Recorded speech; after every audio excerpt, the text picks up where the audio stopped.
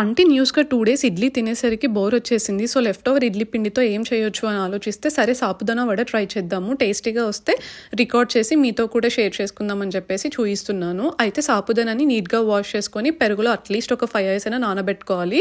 అప్పుడే మనకి వడ అనేది స్మూత్‌గా వస్తుంది. లేదంటే గట్టిగా వస్తాయి అండ్ టేస్ట్ కూడా అంత బాగోదు.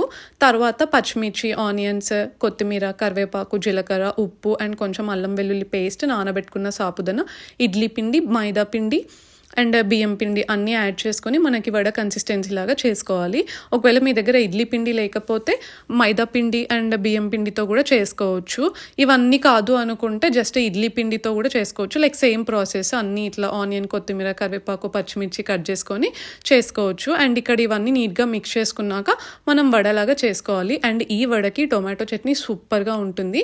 మీకు కానీ రెసిపీ నచ్చితే డెఫినెట్గా ట్రై చేయండి. అండ్ ఇంట్లో ఎప్పుడైనా ఇడ్లీ పిండి ఇట్లా లెఫ్ట్ ఓవర్ ఉంటే, మీకు కూడా ఇడ్లీ తిని బోర్ వచ్చిందనుకుంటే ఒక్కసారి ఇట్లా వడ ట్రై చేయండి. And please do follow for more videos. Bye.